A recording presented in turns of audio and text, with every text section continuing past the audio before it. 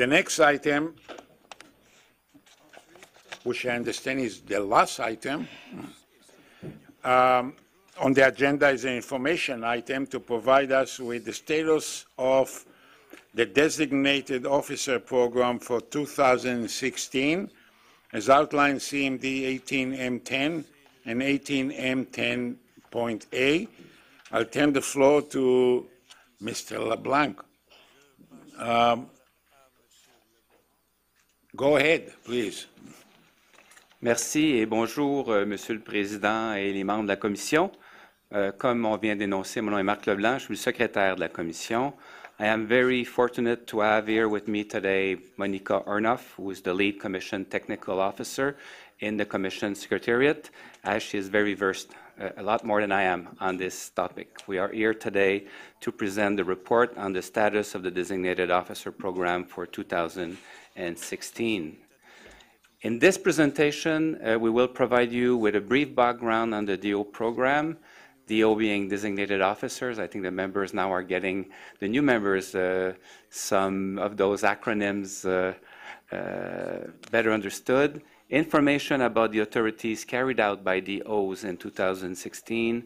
Information on notices of violation and related administrative monetary penalties, also known as AMPs, that are issued by DOs.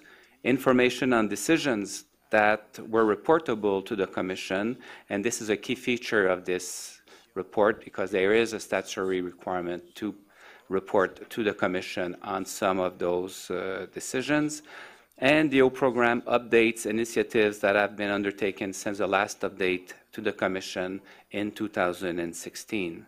I will now pass the presentation to Ms. Ernoff. Good afternoon, members of the Commission. So first I'll start off with, during the presentation of the 2015 DO report, the Commission requested that the data presented include more detailed information and be grouped by specific actions. So to address this action, this 2016 report includes more information about licensing and certification authorities carried out, including license issuance, renewal, amendment, revocations, and transfers, as well as certifications and decertifications of persons and equipment. Additionally, more details are provided regarding the DO positions at the CNSC, as well as about the continuous improvement initiatives and other DO program updates. Now, a little background on the CNSC's DO program. The DO program is a key component of the CNSC's licensing and compliance framework. DOs have been carrying out their authorities since 2000, when the Nuclear Safety and Control Act came into force and the DO program was established. In 2014, the Commission accepted a revised DO program and designated 31 DO positions, which better reflected the CNSC's operational needs. Currently, the CNSC has DOs in 7 directorates of the regulatory operations and the technical support branches. The implementation of the DO program is a collaborative undertaking between many CNSC divisions and directorates. DOs have statutory powers and carry out authorities under the Nuclear Safety and Control Act. These include licensing, certification, and compliance authorities, making up a significant part of the CNSC's regulatory framework. DO authorities include making lower risk licensing decisions, making decisions in respect of inspector orders, making orders, and issuing administrative monetary penalties, or AMPs. Now on this slide, a little bit of clarification or precision is needed on the first point. A DO decision is as effective as a Commission decision, since it is authorized by the NSCA and the Commission has authorized the DO to make the decision. There are, however, 2 levels of authority between DOs and the Commission. DO decisions are subject to Commission review or appeal, which, in of itself, is reflective of these 2 levels of authority. As such, an applicant or a licensee may appeal a DO decision to the Commission. This is provided for in the NSCA. Further of note is that DOs providing an opportunity to be heard to an applicant or licensee is a statutory requirement for certain decisions, such as license refusals and revocations. So before providing information about DO positions that exist at the CNSC, an overview of the CNSC organizational chart as it relates to DO staffing provides insight into how DO staffing is structured. At the top, we have the President and CEO, as well as yourselves, the Commission. The Commission designates certain positions within the CNSC to have DO authorities. The highest level positions at the CNSC with DO authorities are the Vice President positions in the Regulatory Operations and Technical Support branches. This is followed by Directors General in 7 directorates, Directors in 6 divisions, and then Senior Officers in those divisions. The next slide will provide more information on how these authorities are distributed within the organization to ensure continuity of operations. CNSC DOs carry out authorities in accordance with their position and operational responsibilities at the CNSC. DOs in more senior positions, such as Directors General, have a broader scope of authorities than DOs in less senior positions, such as Directors. The Vice Presidents of the Regulatory Operations Branch and Technical Support Branch have all of the authorities of the DOs in their respective branches. This pyramid-style allocation of DO authorities ensures continuity of operations. Should a DO be unable to carry out their authorities, a DO at the same or higher level in the same directorate or a vice president could carry out the authority. This continuity is especially important because DO powers are not transferable between CNSC staff, and DOs have been designated by the Commission by name. This chart provides a breakdown of DO authorities by CNSC directorate. The Commission has designated 31 positions in both the regulatory operations and technical support branches to carry out the lower risk authorities provided for by subsection 37.2 and section 65.05 of the NSCA. You'll see that there are 13 DOs in the Directorate of Nuclear Substance Regulation. This is due to the volume of the lower risk licensing and certification authorities carried out by that directorate, making up a large part of this key program.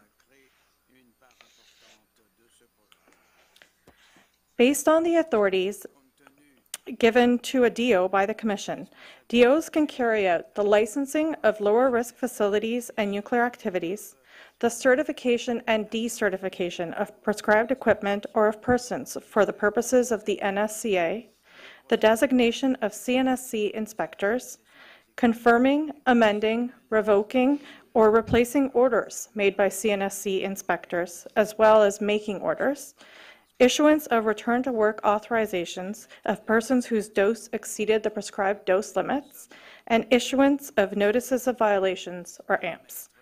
In 2016, DOs carried out a total of 4,268 authorities. Additional information on these authorities is provided in the following slides. So of the authorities carried out in 2016, the majority were licensing and certification authorities, and these included 2,347 nuclear substance, radiation device, and transport licenses issued, renewed, amended, transferred, or revoked by the Directorate of Nuclear Substance Regulation. It also included 1,309 import and export licenses issued, amended, revoked, or transferred by the Directorate of Security and Safeguards, and the certification of 455 exposure device operators and 98 persons in specific Class 1A positions by the Directorate of Safety Management. Not shown on the slide are also 6 licensing authorities carried out by the Directorate of Nuclear Cycle and Facilities Regulation and the Directorate of Environmental and Radiation Protection and Assessment. DOs also carried out 47 non-licensing authorities, including 15 inspector designations and 6 return-to-work authorizations. As can be seen from the figure shown on the slide, Out of both licensing and compliance authorities carried out in 2016, over half, 2,380, were carried out by the Directorate of Nuclear Substance Regulation. This was followed by authorities carried out by the Directorate of Security and Safeguards and the Directorate of Safety Management. As discussed in the previous slides, DOs are designated in multiple CNSC divisions and directorates based on operational responsibilities. The fact that 3 directorates carried out the majority of authorities should not be taken as an indication that DOs are not required in the other directorates. The DOs in those directorates are authorized to carry out specific authorities that are unique to the expertise of the staff found in those directorates. Now we will move on to administrative monetary penalties, or AMPs. In 2016, 9 AMPs were issued by DOs, including 1 AMP by the Director General of the Directorate Power Reactor Regulation and 8 AMPs by the Director General of the Directorate of Nuclear Substance Regulation.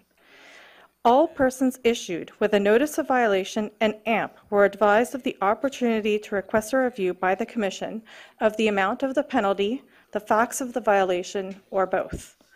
Although 1 request for review was initially filed, it was later withdrawn. As such, all AMPs issued in 2016 were all paid in full and the matters are now closed.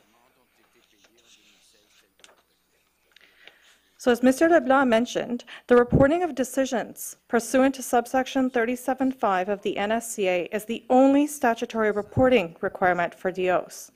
This DO report, when presented to the Commission, will fulfill this requirement for 2016. But I would like to take a minute here to differentiate between decisions reported to the Commission under subsection 37.5 and decisions made by DOs that have to be referred to the Commission under subsection 37.6. Decisions that would be referred to the Commission are those that DOs make in respect of making DO orders. The NSCA requires that when a DO uses her or his authority to make an order, the order be referred to the Commission. The Commission then has to decide to confirm, amend, revoke, or replace the order. In 2016, DOs did not make any orders, and as such, no orders were referred to the Commission for review. Now back to the decisions that are reportable to the Commission. These include license refusals, the issuance of licenses with a financial guarantee, the renewal of a license with a change in conditions, or the suspension, amendment, revocation, or replacement of a license without the consent of the licensee, and the confirmation, amendment, revocation, or replacement of an inspector order. In 2016, DOs made 1,170 decisions that were reportable to the Commission. The majority of these decisions were issued by the Directorate of Nuclear Substance Regulation DOs, were licenses issued by the Directorate of Nuclear Substance Regulation DOs that included a financial guarantee requirement. DOs also confirmed or revoked 17 inspector orders. Of note is that although DOs revoked orders, this was not because the orders were found to not be warranted. Rather, it was a procedural error. The orders should have been confirmed. However, corrective actions have been put in place in this regard.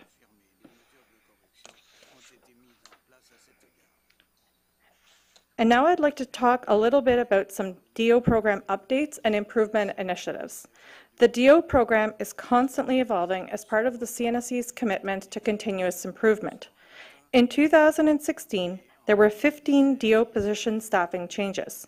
With these staffing changes, CNSC staff ensured that all new DOs and DOs changing positions participated in the DO training and assistance program. This included briefings with the Commission Secretary and Senior General Counsel, self-directed learning of DO documentation, and on-the-job learning. In the last year, it was clarified, or rather DOs were reminded, that they have access to CNSC legal counsel for advice respecting the exercise of DO authorities at any time. It is important to note that this has always been the case and does not reflect a change in procedure. Finally, a DO community page and DO bulletin board were created on the CNSC intranet. The community page has resources for DOs and informs CNSC staff about the DO program. The bulletin board provides DOs with updates, changes, and improvements to the program.